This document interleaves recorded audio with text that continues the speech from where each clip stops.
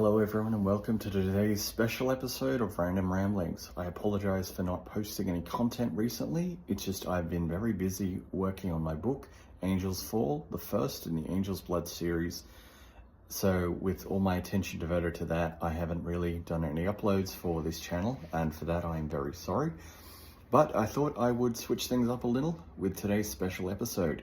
One of my favorite things to watch when I was growing up, and that I'm starting to get back into now, is professional wrestling, particularly WWE. I was a massive John Cena fan from 2005 to 2014, which is when I stopped watching wrestling full time.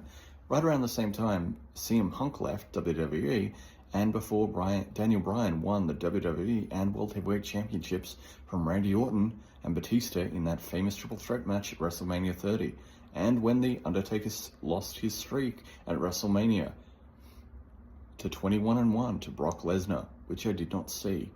Anyway, I thought I would give you my thoughts on John Cena's heel turn and, spoiler alert, 17th World Championship win at WrestleMania 41 against Cody Rhodes. When I first heard about John Cena's heel turn at Elimination Chamber against Cody Rhodes, I was not really happy.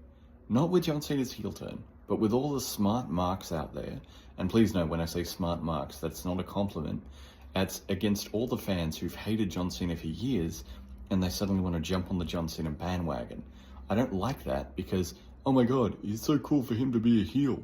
It's the same people who cheered Hulk Hogan when he was in the NWO in WCW in 1997, 1998 because they thought it was cool for him to be a bad guy. That's not how being a heel works. You shouldn't cheer a heel unless it's basically you're cheering a tweener or a heel who has grit and back up what they say and you can respect them. That is different. Look at Bret Hart's heel turn in 1997 where he acted like a tweener. Case in point, he didn't really turn heel at the end of WrestleMania 13. He turned heel, technically speaking, the next night on Raw, when he basically dissed every fan in America for turning on him. But he still embraced everyone else, from Europe to Asia, etc. So he didn't burn down the forest, he just burned down the rotten trees. John Cena's heel turn, on the other hand, is different. He's even gone out of his way to diss the Let's Go Cena people. For his reasoning is that they use him. They don't care about him. They treat him like an object without asking about his feelings. That is brilliant work, promo-wise. And Cody Rhodes' response to that promo when he came out on the March 17th episode of Raw,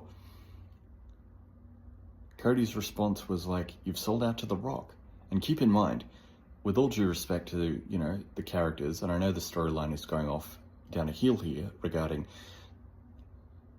Cena selling out to The Rock and giving him his soul, when the whole premise was The Rock wanted Cody Rhodes to give him his soul. I think the premise being that Cody would be the best and most dominant world champion ever. Cody Rhodes and John Cena have referenced that several times, so they are trying to make that play out in the storyline. I think it's completely ridiculous The Rock never showed up at WrestleMania. Instead, Travis Scott shows up. Cody Rhodes gives him a receipt for his black eye that he got at Elimination Chamber, but giving Travis Scott the crossroads at WrestleMania. And it plays out into another thing, the ending, where John Cena says, winners write history. The promo on SmackDown, the go-home SmackDown right before WrestleMania, Cena said, when you have the chance to do what is right and the chance to win, you better choose winning. And he gave Cody the chance to hit him with the championship belt. There was a tug of war. I believe John Cena let go of the belt and handed it to Cody intentionally, and then he bagged off. What did Cody do? He had the chance to hit Cena with the belt. He didn't take it. So Cody cost himself the championship. Cena kicks him in the testicles and then hits him with the belt. 1, 2, 3. 17th time world champion. Next promo on Raw, the next night. Cena even defends Cody indirectly by calling the fans, quote, you heartless bastards, when they all cheer Cena, by saying, you cheer him on Friday, boo him on Sunday, and now you boo him again when I mention his name. That is what's wrong with this. So, John Cena doesn't do a complete 180 and turn back to the light by re-embracing the fans who cheer for him. He's even calling them out as hypocrites, which is nothing short of brilliant. It's the complete opposite of what Hulk Hogan did the next night on Raw after WrestleMania 18 against The Rock. He comes out in NWO colors, takes off his shirt, and then turns back to the light for no justifiable reason. I like this heel John Cena. If WWE have any sense, they'll really draw it out until perhaps the last 7 days of John Cena staying in WWE. Then John Cena will probably have a change of heart. Maybe he feels bad that Michael Cole got attacked by Gunther, or maybe his sister will finally come into the picture and slap him or something. Or maybe someone from his past, like Kurt Angle, or even Bret Hart, will talk to him about, okay, it's okay to turn against the people who've hated you, but don't turn against the people who love you. Something to that effect. I don't think they'll go full bore and have Cena leave as a heel. They can't do that. It would be fantastic. Brilliant, don't get me wrong. And can you imagine if Cena then turns around 9 days later and then joins AEW? Brilliant. But they won't do that. Cena will turn back. He will redeem himself. He will become a face again, or re-embrace the fans who've always loved him. But that doesn't mean he has to also apologize to his haters. You can't blame Cena for being angry at his haters, and that's the point. That's what he's trying to get across, which I think is brilliant. Where does this leave Cody Rhodes? If WWE have any sense, they will do Cody Rhodes versus The Rock, WrestleMania 42 main event. I mean, it makes sense. Think about it. WrestleMania 40, night 1. The Rock and Roman Reigns defeat Cody Rhodes by The Rock scoring the pinfall against Cody Rhodes and Seth Rollins in a tag team match.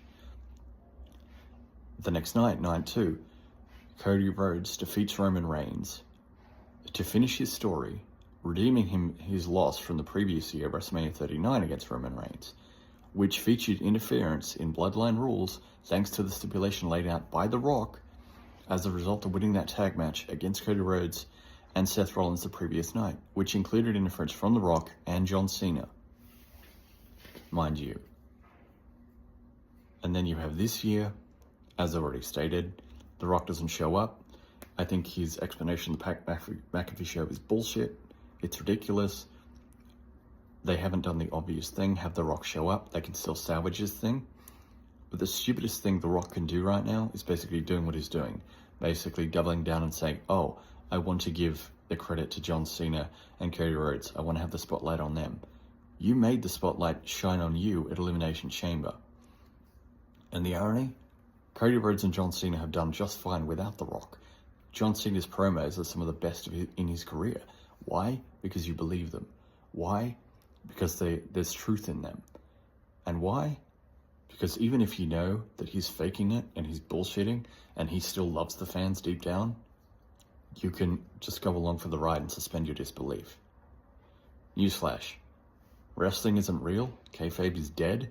It shouldn't be. But you know what? It's fun. And that's why I love wrestling. And that's why I'm back watching wrestling.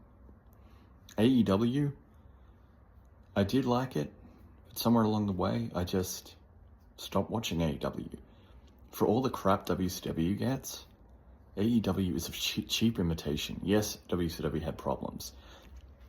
But the way Tony Khan has spoken about Ted Turner